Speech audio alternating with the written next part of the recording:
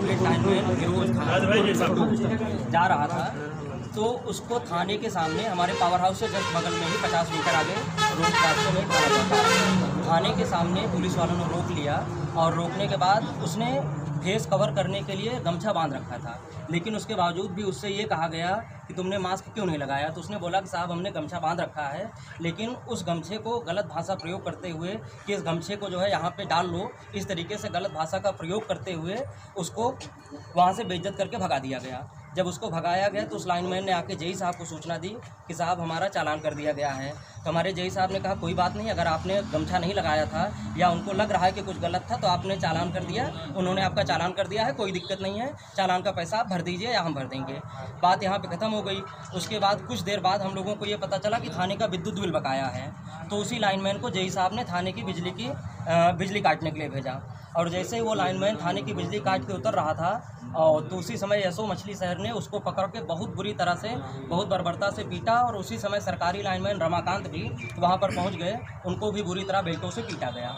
जब ये सारी बातें हुई तो हम लोगों को सूचना मिली, हम यहीं पे अपने आवाज़ पर थे, हमको जैसे ही सूचना मिली तुरंत हम लोग वहाँ पर पहुँचे और पब्लिक की दिक्कत को देखते हुए एसओ साहब के मौखिक रूप से माफ़ी मांगने के उपरांत हम लोगों ने समझौता कर लिया, लिखित समझौता किया कि चलिए ठीक है, जो भी हुआ हुआ, अब पब्लिक को जो है दिक्कत ना हो, इसके लिए आप अपनी जो है गलती मान ले रहे हैं और हम लोग भी समझौता करके बात को ख़त्म कर दे रहे हैं। एसओ साहब ने माफ़ी मांगी। एसओ साहब के माफ़ी मांगने के बाद लिखित समझौता हुआ और लिखित समझौता होने के बाद जैसे ही हम अपने स्टाफ को लेकर बाहर निकल रहे थे तो हमको उसी समय एसओ साहब ने फिर से वापस अपने चैम्बर में बुलाया।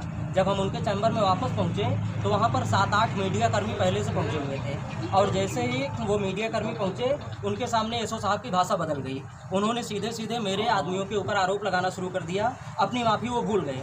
उन्होंने सीधे सीधे मेरे आदमियों के ऊपर आरोप लगाना शुरू कर दिया कि मेरा प्राइवेट लाइनमैन गुड्डू उनके दरोगा को गाली दे रहा था। मैंने कहा ये चीज़ संभव ही नहीं है, कितने लोग हैं टाउन में, मैं हूँ, एक गवाही दे रहा हूँ, प्राइवेट लाइनमैन की ये हिम्मत ही नहीं है कि वो कभी दरोगा को गाली दे सके।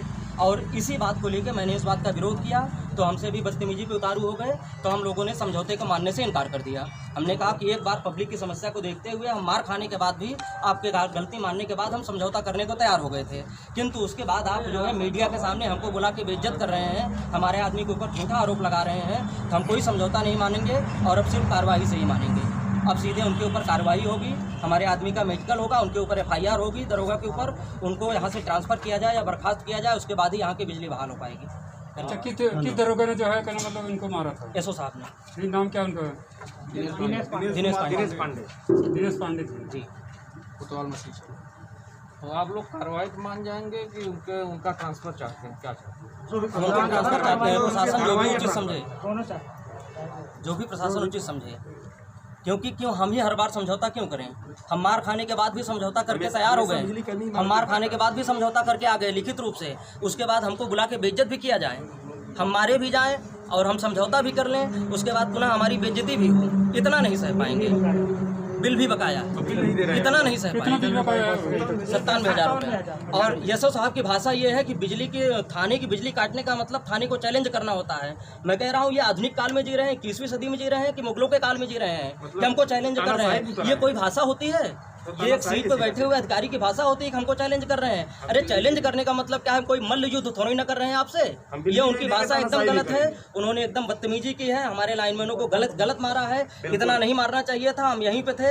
अगर कोई बात थी, कुछ गलती थी तो हमसे संपर्क करना चाहिए था, लेकिन हमारे लाइनमैनों को इस तरह से मारा है कि एक लाइनमैन की आँख खराब होने की नौबत पे आ गई है और एक को जो सरकारी लाइनमैन है उसको, वो थोड़ा शरीर से मजबूत था लेकिन उसको भी बहुत ज़्यादा पट्टे से मारा गया है। और ये चीज़ हम लोग कतई बर्दाश्त नहीं करेंगे। बिना कार्रवाई के कोई बात नहीं होगी। कौन है और किस पद से हैं? लाइनें हैं जी, अलग अलग फीडर की लाइन है कि इसकी वजह से पूरा मतलब पूरी पब्लिक जो परेशान हो रही है। तो आपका समस्या अगर थाने से, तो थाने की जो फीडर है उसको कार्रवाई करना चाहिए। पब्लिक की ही ध्यान देते हुए हम मार खाने के बाद भी समझौता करके आए थे, पब्लिक का ही ध्यान देते हुए, ठीक है। लेकिन अगर प्रशासन नहीं चाह रहा है तो प्रशासन आएगा, यहाँ झुकेगा, यहाँ पे अपनी हमारी बातें मानेगा, हमारी बातें सुनेगा, उसके बाद ही कोई बात होगी, उसके बाद ही बिजली चलेगी।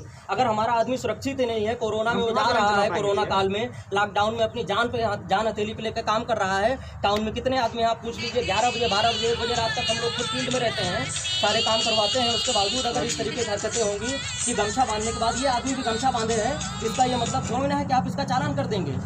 फेस कवर के लिए कहा गया है। माननीय प्रधानमंत्री जी श्री नरेंद्र मोदी जी भी जो है इसी बात की पैरवी करते हैं कि आप फेस कवर करिए।